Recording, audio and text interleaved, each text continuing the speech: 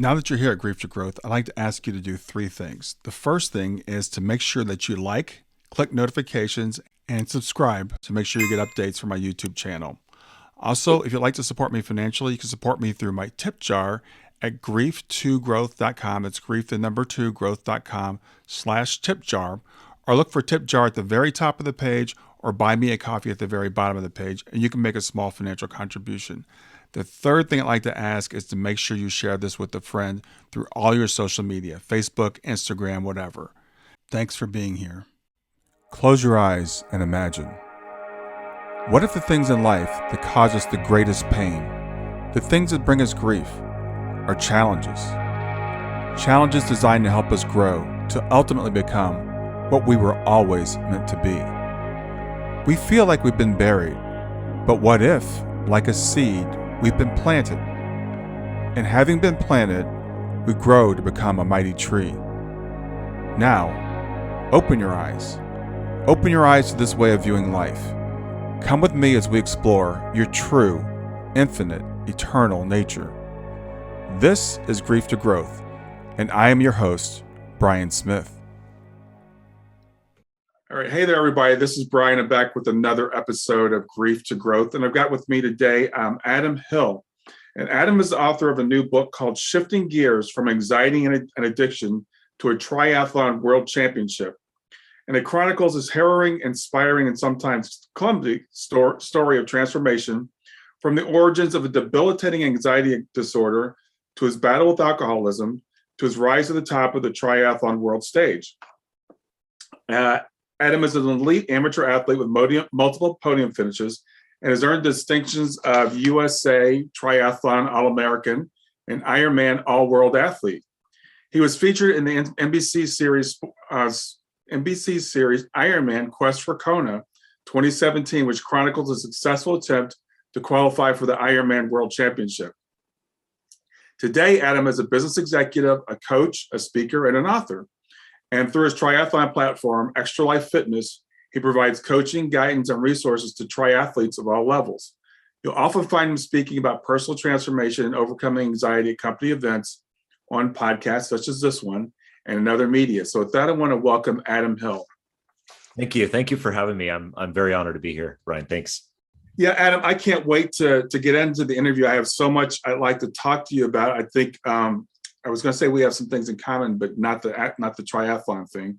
But I can relate to the anxiety disorder. So maybe we can start with that. What was your anxiety disorder like, and how did that affect your life? Yeah, it was certainly pretty dramatic in my life, and it started out. And I know it starts out different for everyone, so I'm not sure how it started out for you. But when I grew up.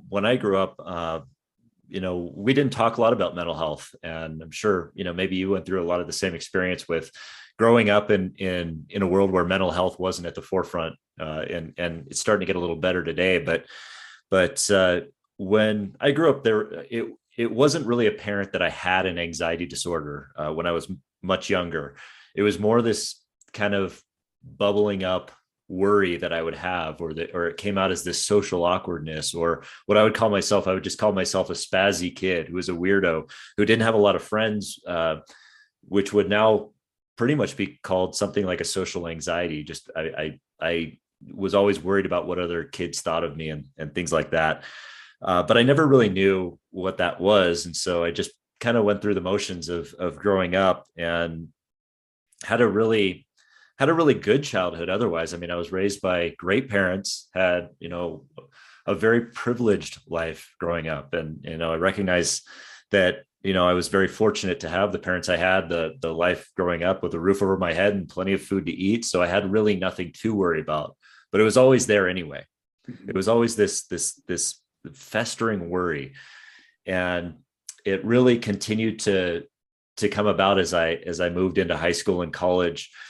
And when I got into college, I discovered alcohol very quickly. I began drinking. I think the first drink I have, I've described it, and I remember it so vividly, that it was an immediate solution to that worry and that social anxiety that I had always had. And I was immediately able to talk to people and immediately felt connection with people. And it was clear that alcohol for me was something that was definitely going to be a part of my life, because it just made, at least in that perception, that immediate moment, it made everything better for me at that moment. And it was sometime later, within the next couple of years, that I had my first panic attack. And again, not knowing what this was that was going on inside of me, just having this kind of like low level worry or social awkwardness. I had this extremely strong panic attack where I felt like I was just overcome with this certainty that I had this disease. And for me, it just came about as, I had a girlfriend at the time, and I thought for some reason that I was HIV positive. I had no reason to believe that, but it came on as this intense feeling of certainty, and even more so than it should have been, this realization that I was going to succumb to this. And I just fell on the floor and was just paralyzed with fear. And, I went to the doctor, and they, checked me out and told me that there was nothing wrong with me. I had nothing to worry about. And it was immediate sense of relief that came over me at that point, but it was replaced very quickly later by something else. Next it was this feeling of cancer, or then it was that I was going to be arrested. And I say all of this because it was all very irrational. I mean, there was nothing rational about it, because I had no reason to believe it. But it was so overpowering. And I very quickly realized that my solution, the alcohol that I had come to help with my, social awkwardness, and that made me feel so good, was my solution for this as well. It immediately took that away. It immediately gave me a sense of, I have nothing to worry about. It was like this really close friend that just made everything okay. And for a while, that I say it worked, but it was a perception of working, because it was a short-term solution that, I'd wake up or come to the next morning, and the anxiety would be intensified. So what started out as fun became fun with problems. I began getting, more in trouble with the law. Like I would be out walking with maybe a beer in my hand, and I would get stopped by the police and get ticketed, and small things like that would just become problematic. Mm-hmm. And over time it became worse. I started to black out. And, by that time I would start to realize that this was probably a problem, but it was the way that I could manage my anxiety. And so it became this endless cycle of waking up with the paralyzing fear, going throughout my day, white knuckling it, and then, getting to my next drink, which was my life for about 10 years, for a decade. Yeah. So I don't know if I've heard of anxiety in quite that way before, manifesting that way, because I think I heard you say you had some social anxiety about being around other people, and I suffered from panic attacks as well, and mine was like usually in social situations, but it was more of just a generalized thing where like my heart would start racing and my palms would sweat and stuff like that. Did you have those types of symptoms as well, or was it just but was it the hypochondria? I did. Yeah. So I had a lot of that anxiety that was just kind of, I would call it festering, this like low level, like the sweating, in social situations, my hands are always kind of moving. I'm always kind of doing this and don't really know what to say, or feeling that social awkwardness. It was always overshadowed by that panic that I would have, and I would even define that as this dread. It was either this intense fear, debilitating and paralyzing, where I couldn't move, or it was just this feeling of dread that somehow everything was falling apart, or I couldn't keep everything together. And certainly, for me, while I felt like alcohol was the solution that immediately took it away, it was causing more problems. It was intensifying that. And it was the only way that I knew to really manage that at the time. Yeah. So have you ever thought about like what do you think maybe was the source of this anxiety? I think the thing is that we all have it to a certain extent, and most of us don't realize it. We're all a little bit uncomfortable in social situations. I think most people are. But for some of us, it just becomes almost debilitating. Mm-hmm. Yeah. Yeah. I think it did come about, and it's hard to figure out where the chicken or the egg comes from there. I mean, I think, genetically I have this, uh, this, this anxiety that's going to be with me. It just is, it's there. And again, I don't really have a traumatic experience to pin it to from my early childhood or anything. Like I say, I feel like I had a really good childhood, and at least from the standpoint of, good parents, good experiences, and all of that. But when I started getting into, drinking and, smoking and those kinds of unhealthy habits, I know that I know, and I knew internally that I was compromising my values, and that I was not the person that I wanted to be, but it was the only way I could know to manage that. So I was almost intensifying the anxiety there that was making it worse through this alcohol, through drinking alcohol, and the blacking out, the intense shame that I would feel. There was a lot of shame associated with it. Mm-hmm. And so it was just a constant feeling that I would have to numb or subdue this thing. And so with the anxiety, the shame came in. I would have to subdue that. I would have to push that down.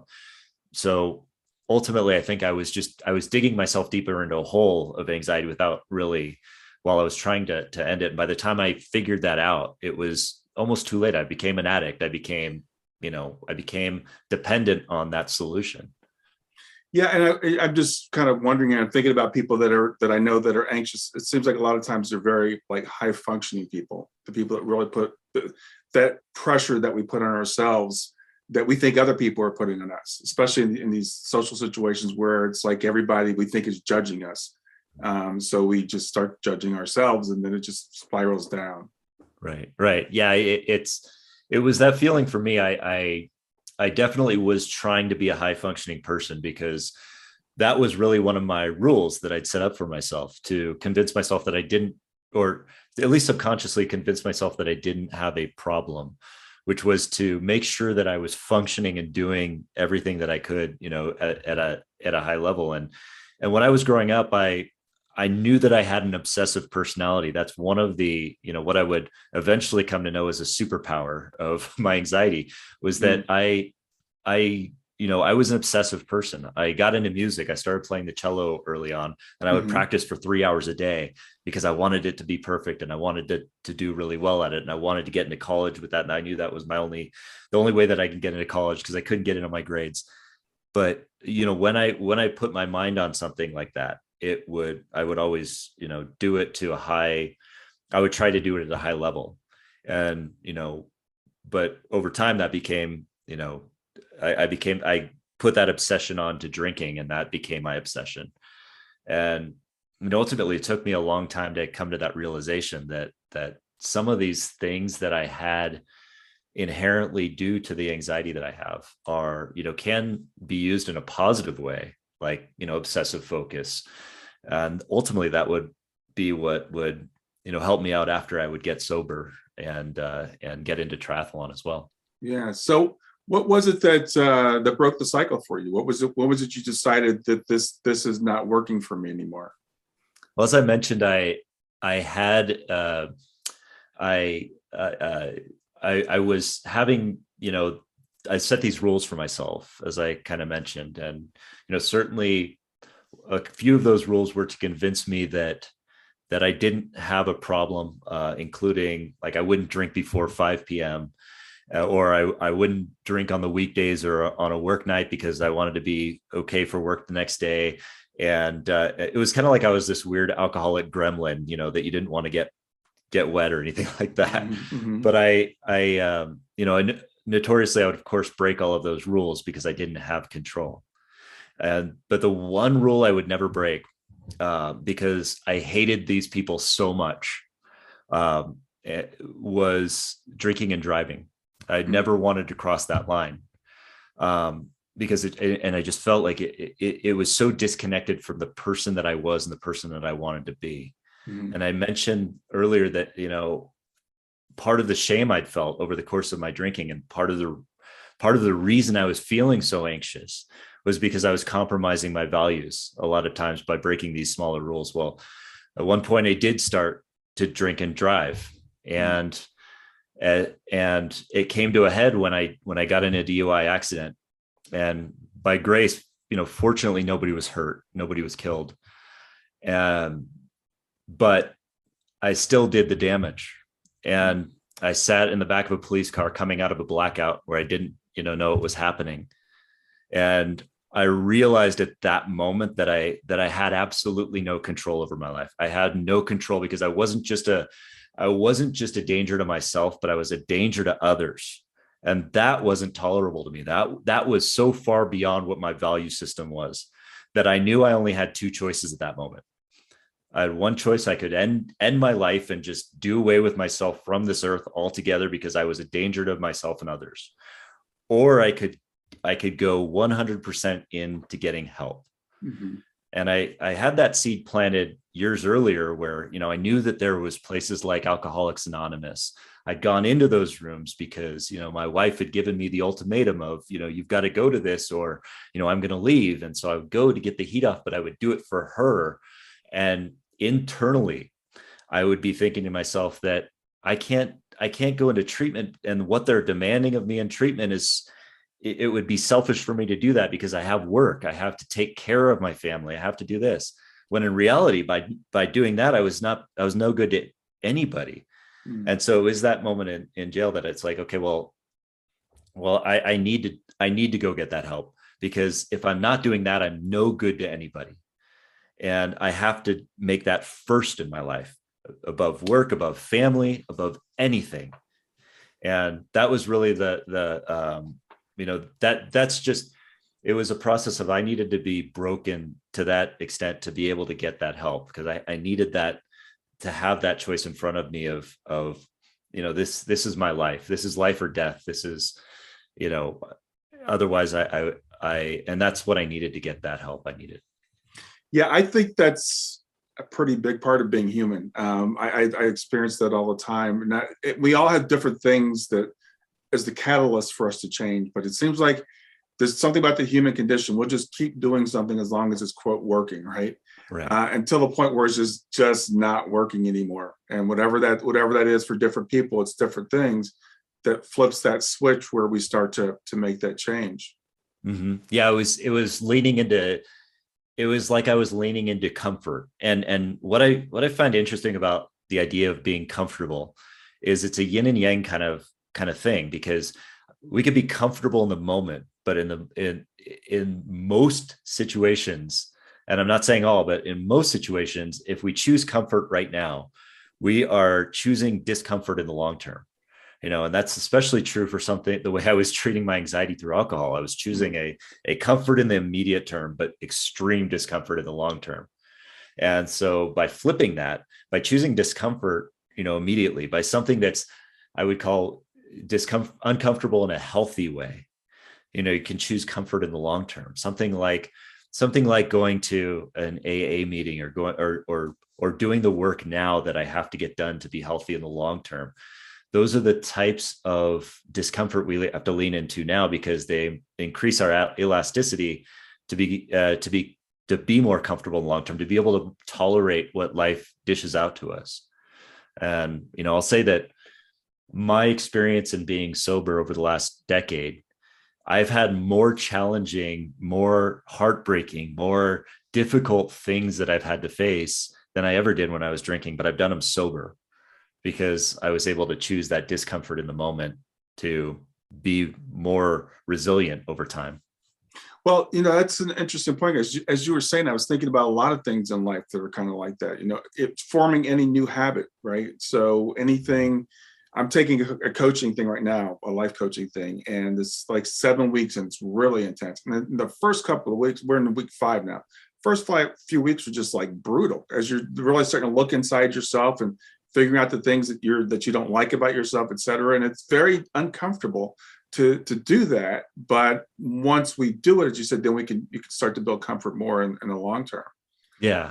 It's an amazingly transformative thing. And I would say that was kind of the first transformation I had. The first transformation obviously was required a breaking point. I mean, obviously it was such that I had to completely let go of, that person that was drinking every day, and lean into the ideas that I thought were uncomfortable, because I was forced into that. I mean, I was going to face these legal troubles. I was going to have to go to court and face what I did. And you know, it's interesting. I don't know if you experience anxiety this way, but it's how I do. I'm more fearful about the unknown, or the things that are in the future that I don't know are going to happen, than I am about dealing with things in the exact moment. So things like, if I'm facing this certain legal battle, it's like, okay, well, let's just do it and keep going. But if it's something that I don't know, or that's uncertain in the future, that's where my anxiety lives. And so just kind of dealing with that once it was really taken out of my hands on what I needed to do, and it was just follow the advice of people that in the rooms of recovery and all of this, that knew what they were doing, and just do every step one day at a time. Then it just became, obvious. And it was that sense of serenity, that I would say peace and grace that I was able to feel. That the shame still existed in there. And if I'm being honest, I mean, of course, about that circumstance, the DUI, the accident, I still feel shame about that.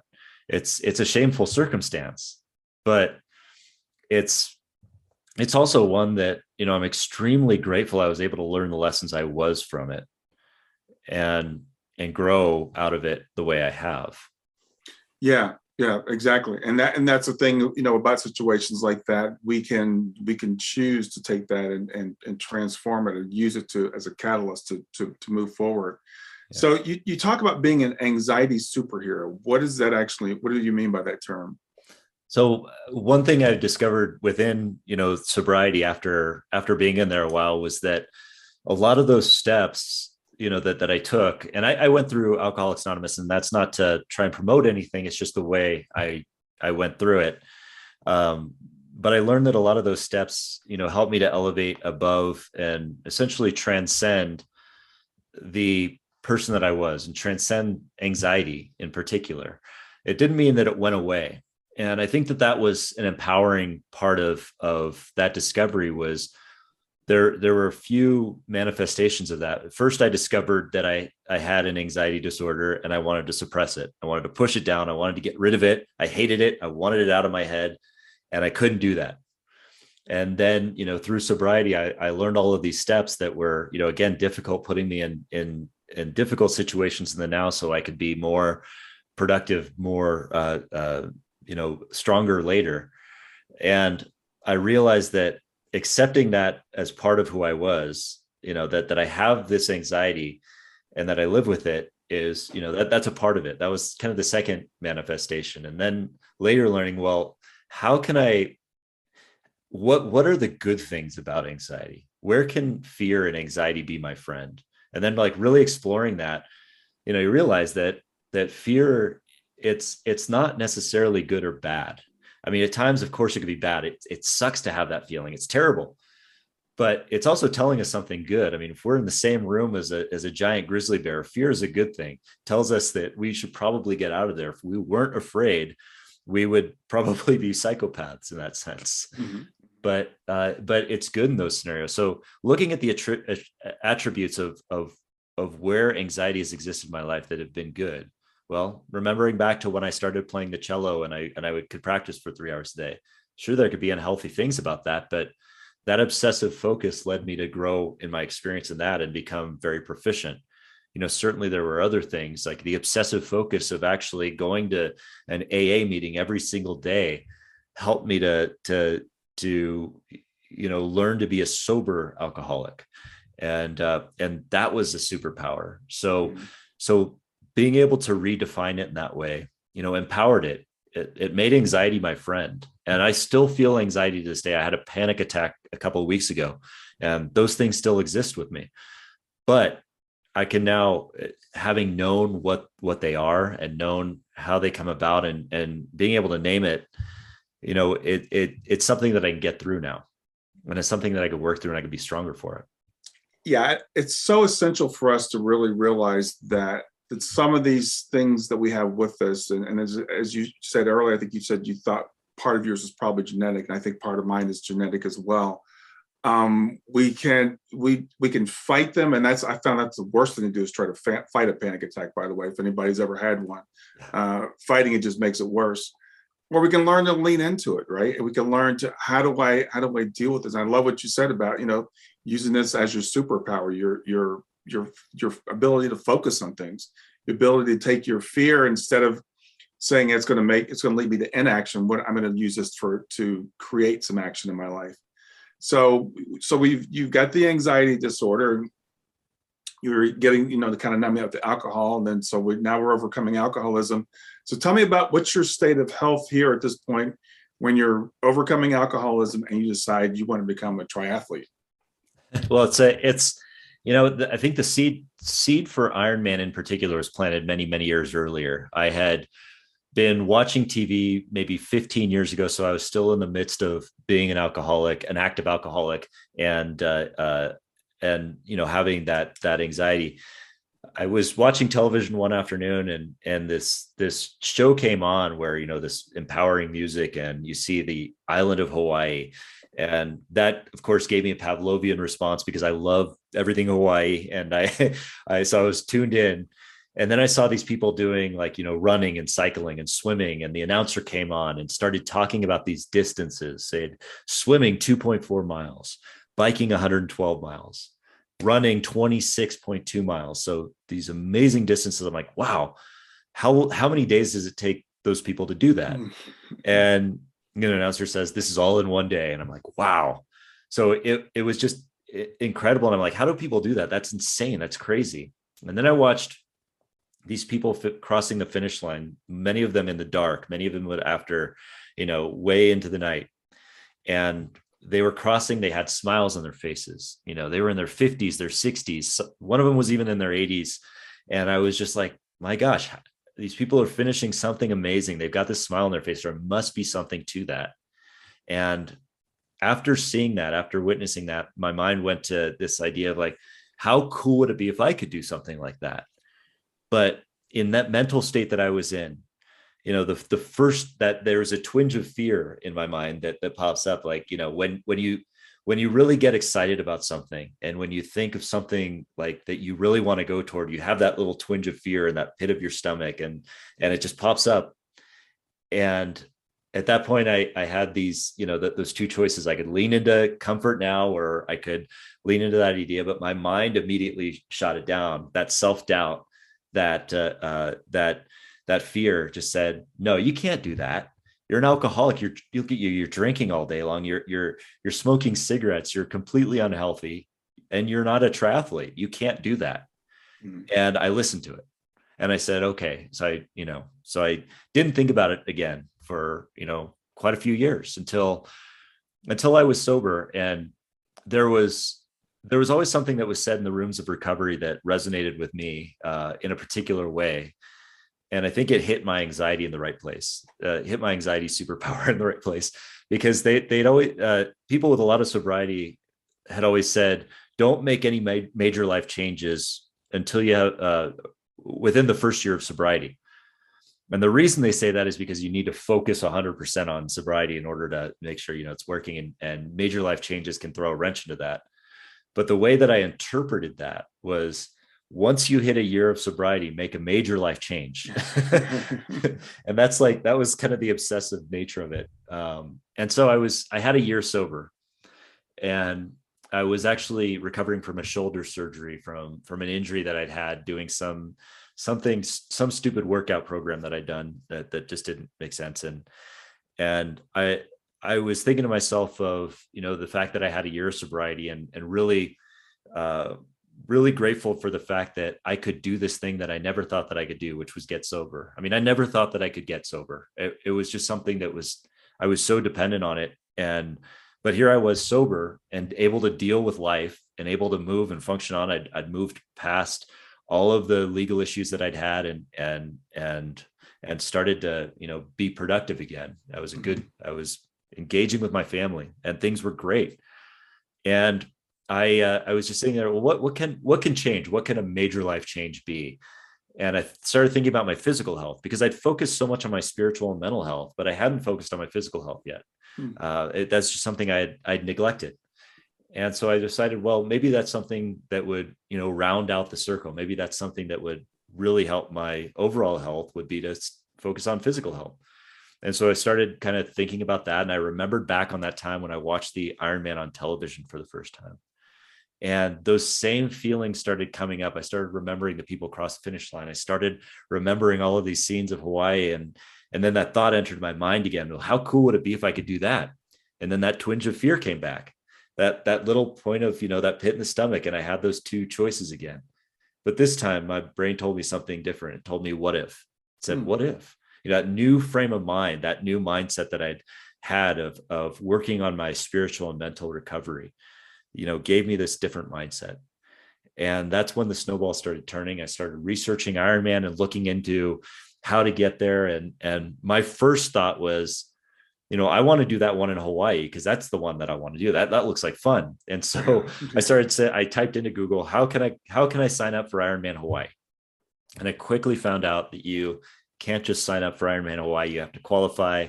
You have to be one of the top people in the sport. And so then I just started asking, okay, well, how can I just do an Ironman? And so I started looking into that, and I found a race that I could do, to happen in about a year. I signed up for it without ever having, trained for a triathlon in the past or anything.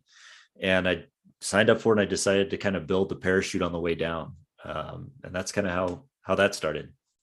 Wow. Okay. So you just said, I'm going to sign up for this before you started training, huh? Right. Yeah. It just immediately became the passion that I wanted to do. And my doctor who had done the surgery, told me, you can't run, bike or swim for this long, and so what it forced me to do, and one thing I'm very grateful for in retrospect, at the time, it was very frustrating because I wanted to go out and run. I wanted to go out and train for this thing. But what it forced me to do is it forced me into patience. It forced me into this idea of accepting my limitations at that time so that I could begin to get over them. And so I had the very first step I had to do in training for an Ironman was to walk. I just had to go out and walk, and that was it. And gradually over time, as I healed, I could start to swim, some laps, and then I could start to bike, and I could start to maybe jog a little bit. But each of those things were progressive, and they started off easy. They started off slowly. And that was a huge lesson for me at that time, was that, when we're starting anything, it really starts with where we're at now. We can't jump right into where we want to be, because that's frustration, that's injury, that's burnout. But starting with where we're at now on anything we want to do is key. And then just leveling up gradually from there.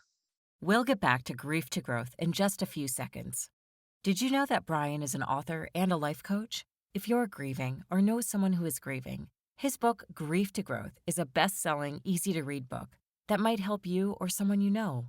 People work with Brian as a life coach to break through barriers and live their best lives.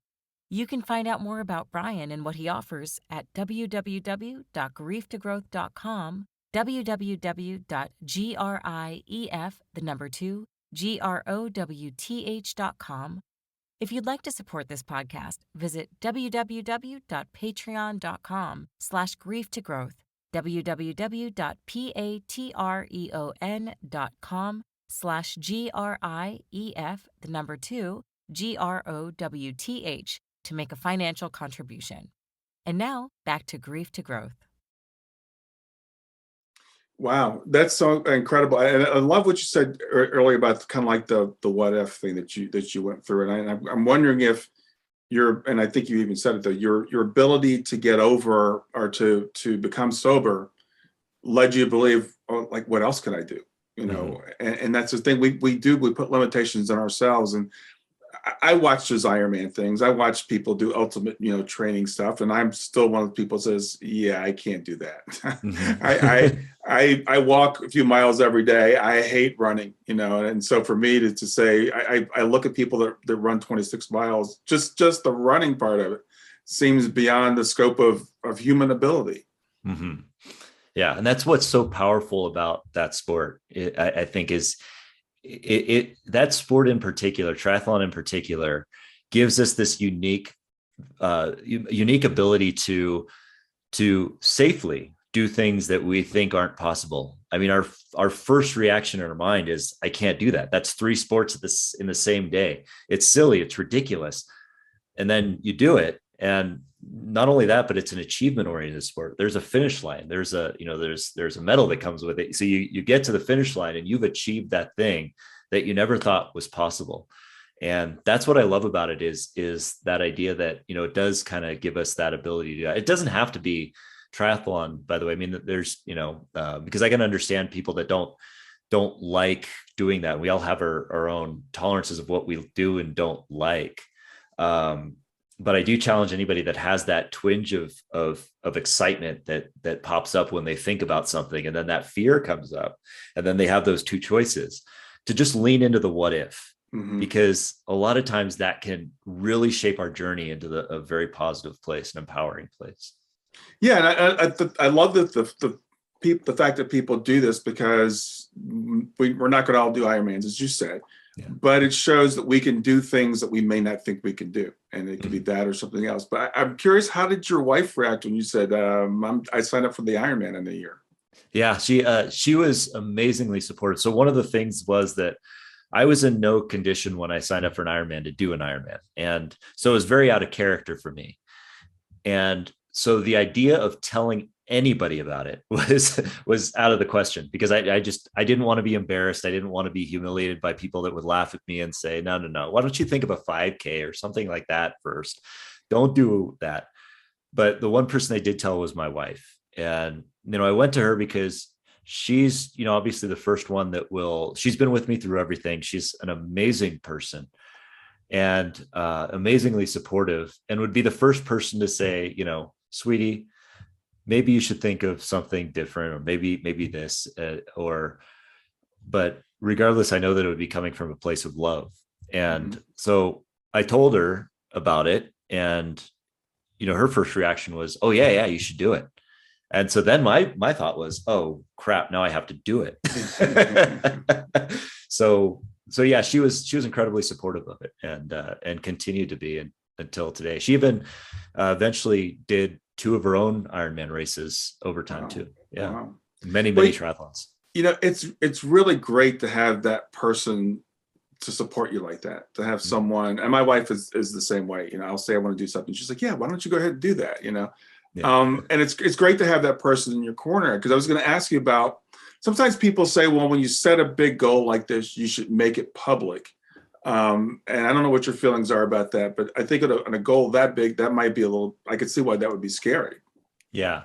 And I'm torn on that, because, and I think it really depends on the individual's motivation on how they can handle that, because some of us, myself included, handle maybe it comes from the background of the social anxiety and the fear of like being in front of people. I mean, we really care what people think of us. I mean, I really care what people think of me, and that's that to a fault. And so if somebody comes at me and says, oh man, you're crazy, why would you do that? You've never even done this. It would hit me in the wrong places. But for some people, that accountability, maybe they hear that and they think to themselves, well, I'm going to show you. That's motivation for me to go and do it better. So I think it's important for us to really acknowledge the type of person that we are, and the way that we want to receive feedback, because and the way that we're motivated. But I also will say that doing that in a safe way, getting back to the point of sobriety, when I first went into AA, I was very intimidated because again, you have people with a lot of sobriety, and they're going to be telling me what I'm doing wrong. And I don't like that, but going in and recognizing that is a community of support, that was the reason that I was able to get sober, was that community. So community is hugely important when we're doing something that is, empowering to us. So I think the best first step for anything like that is really to find the right type of community of support.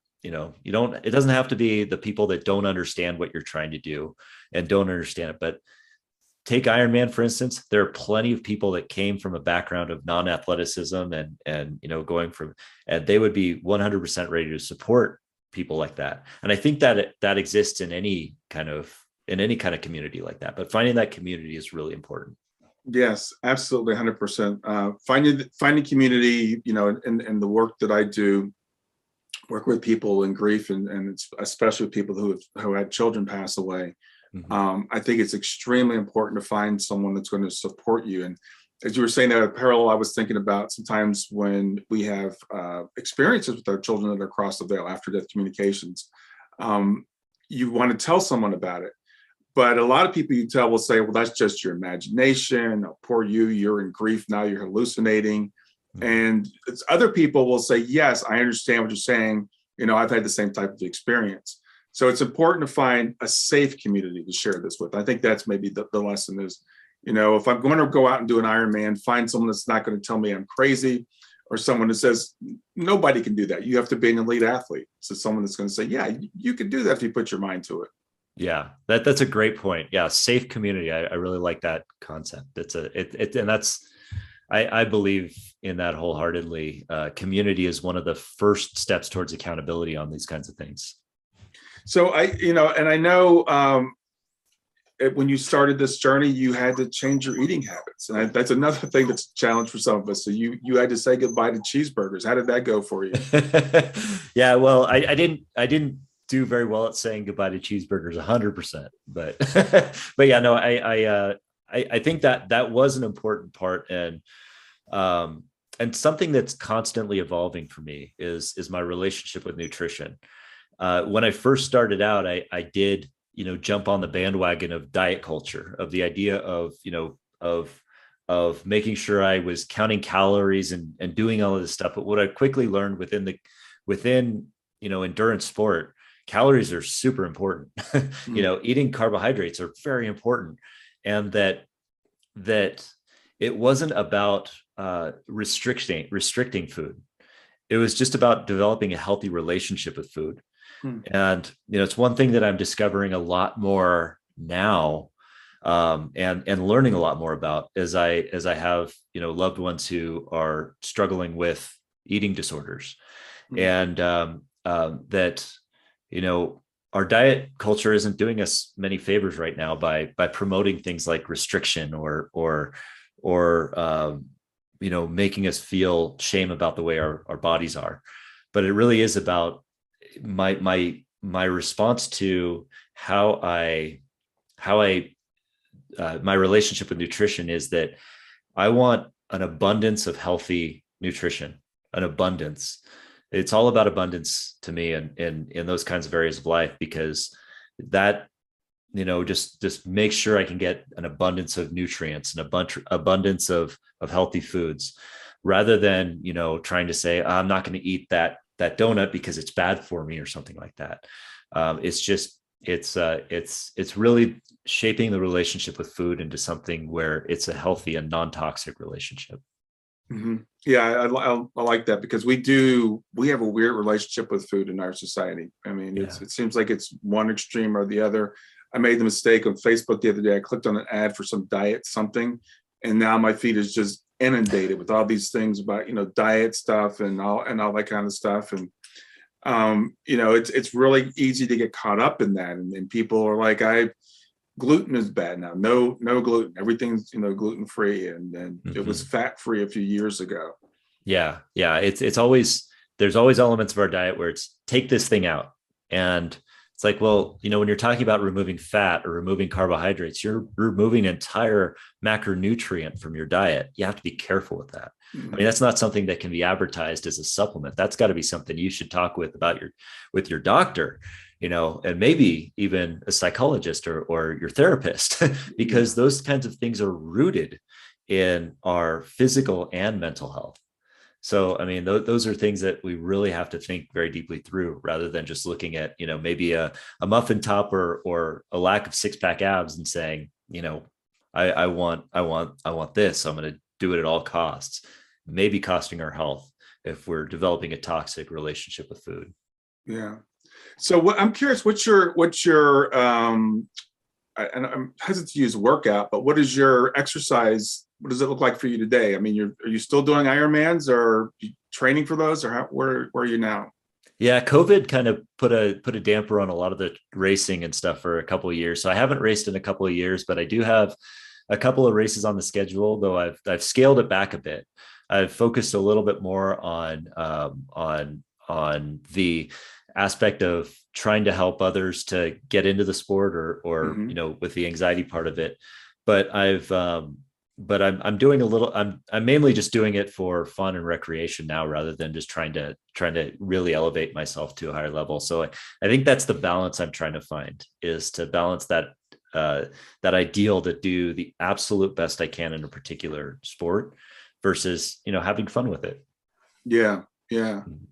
So, I'm thinking, as I was telling you before we got started, about your story, like, so you went out, you ran an Ironman, you gave up alcohol, and you've, cut back on the cheeseburgers, all that stuff.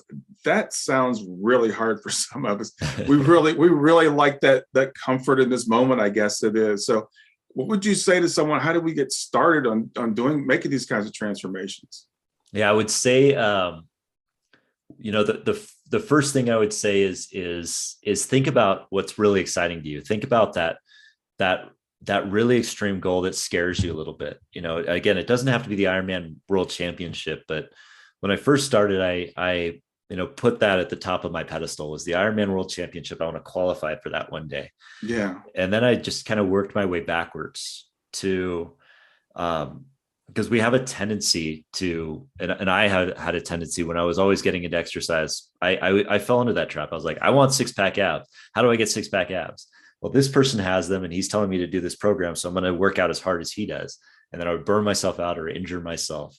I think we do that in a lot of cases, but whether it's training for an Ironman or playing a musical instrument or starting a business, work your way back from, what your dream is. Take every step backward until you get to that point where you get to where you're at right now. And then there's a next step, something that you say, yeah, I could do that if I push maybe 5% beyond my comfort zone. And, it could be, say, if you're wanting to do an Ironman triathlon down the line, that could be just getting in the pool and floating on your back. I mean, for a lot of people, that's terrifying, putting your toes in the pool and getting in and just starting that. You don't have to jump into the deep end. You just have to maybe learn to float. And then once you can master that part of it, then you move on to swimming 25 yards. And once you master that, and you just take those steps until eventually you're at that point where you're right before that dream that you've had. And that's the very next step. And so I would just say, start where you're at. A lot of us miss that very next step. Start where you're at, find the community of support, find that safe and supportive community. And then just start doing it, and remember to rest and recover. Because oftentimes we'll push ourselves in those first few weeks until we burn out, but we have to remember that rest is important, that whatever we're doing, make sure we're resting and recovering and learning to miss it for a day or two or whatever time. So I know that's a lot to start with, but but those would be the first keys. No, I think that's very, very important, because I see so many people starting on a journey of whatever it is, and setting that big goal. And I'm not opposed to setting big goals, but then when we can't get there, then we get frustrated and we give up. Yeah. Or we look at it and say, well, look at where I am today. I'll never be able to run a marathon. But people that run marathons, as you said, you don't start off running 26 miles. You can just put on your shoes and run 26 miles. And I have known some people that have trained for marathons, and I think, I'm not going to say anybody can do it, but more of us can do it than think can do it. It's just a matter of putting our mind to it and taking those small steps and using what we have, taking the anxiety we have and actually turning that to our favor. I think that's a really important thing. Whatever it is that we have, we've got these unique traits about ourselves, say it, and they can either be hindrances or they can be tools, and we can decide to transform them. I love that about what your journey has been, is saying, okay, I'm going to take this anxiety that I'm dealing with, this obsessiveness that I have, and I'm going to use it to my advantage. Yeah. And I'll say that, it sounds like what I said was that I signed up for an Ironman, and that was like the focus. But the second that I signed up for that Ironman, I look back and I worked back to that where I was at that moment. And again, I started walking, but throughout the course of that year, I started with a half marathon. Then I moved up to a sprint triathlon, just a really short triathlon. Then I moved to an Olympic distance triathlon. Then I moved to a half distance. So I built all that experience over the course of that time. And as I did that, and as I had that safe community, the community of people that believed in me was expanding, because once they saw that I did the sprint triathlon, it's like, oh, he's a triathlete now. And then, it expanded. And then suddenly it became the way people looked at me. And so that was an important part of it, and I can't stress enough. I think it's so important what you say there is taking that big goal. And it's good to have those big goals, but then once you have it, start looking down at that very next one, and then put your obsessive focus on that, and make it a SMART goal. Make it something that can be achievable, something that's specific, measurable, relatable. I got those out of order. SMART still is A first. So achievable, relatable, and then time bound, and then work up from there. Yeah. Well, I'm a big believer that success breeds success. So when I work with people set goals, I'm like, let's set a goal that you can achieve. If it's starting a new habit of meditating every day, some people, they'll sit down and say, I'll try meditating half an hour every day. That's a big goal for most people. What if we start with 3 minutes? Okay. What if we can meditate 3 minutes before we get out of bed in the morning?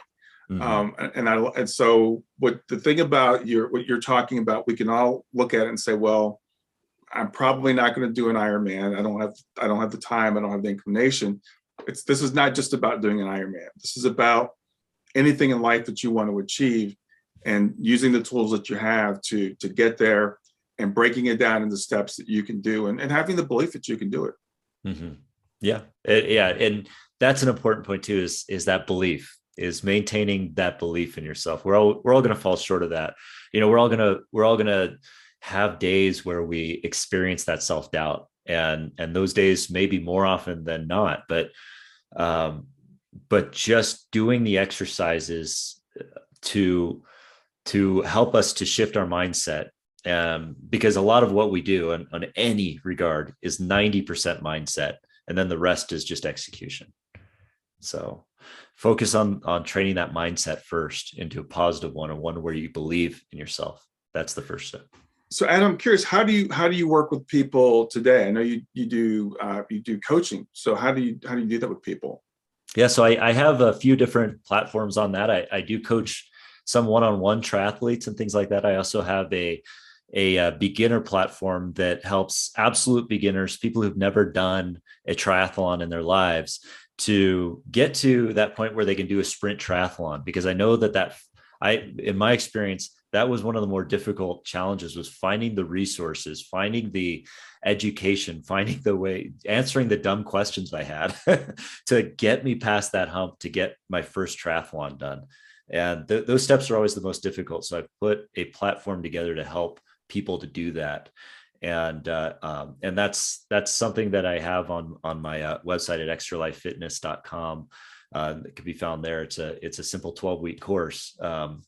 And yeah, I also am available always to talk about anxiety and how we can help rise above it. And yeah, those are the kinds of ways I work with people, but I'm always able to help on those fronts. Cool. Well, I know in your book, you tell your story mostly in chronological order, but you do intersperse some of your future successes in there. Why did you decide to tell it that way?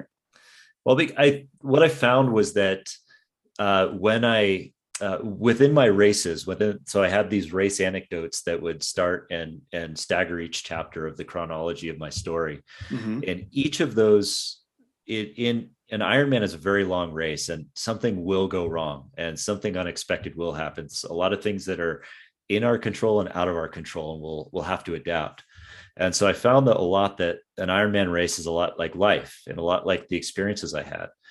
And so putting those chapters in there the way that I did allowed me to share that even in, even in this empowered state and a healthy way that I was living now, there were still challenges that I faced. And a lot of them were overlapping with the challenges that I faced when I was drinking or when I was going through those early challenges I had. The difference was how my mindset shifted on it and how I could overcome it. But that we still, regardless of how we can rise above our challenges, we still face challenges and they help us grow. Yeah, absolutely. So I want you to tell people like where they can find you, your website. Make sure we get the title of your book on here so people can find your book. And then we'll wrap up from there. Sure. Yeah. So Shifting Gears is the book, Shifting Gears from Anxiety and Addiction to a Triathlon World Championship. And that's available on Amazon. And you can also find it on my website, which is adamhilltri.com, adamhilltri.com. And there you'll also find links to my coaching, my book, and any kind of engagements that I have going forward. Cool. Anything you want to say to the listeners that we haven't been able to cover today? And just any last thoughts? Yeah, I would just say if you're struggling, if you're at any of those points where hopelessness feels like it's overwhelming and that there is no hope for any future, and you're faced with that choice that I had when I was arrested, please lean into the help, because I can tell you 100% that regardless of how hopeless it feels right now, the miracle that exists in this life beyond that, if we live, if we go forward, if we lean into the help, if we open our mind and we humble ourselves in that process, that the miracle is so worth it and it's so beautiful. So please just stick with that. And that's the message I would have, Matt. There's hope. Wow. I have nothing more to add to that. Adam, it was really great getting to know you and helping to share your story. That's so inspirational and instructive for all of us. So thank you for being so vulnerable to share this and for being here today. Thank you, Brian. It was an honor to be here. I appreciate it so much. All right. Have a good rest of your day. You too. Thanks. Don't forget to hit that big red subscribe button, and click the notify bell. Thanks for being here.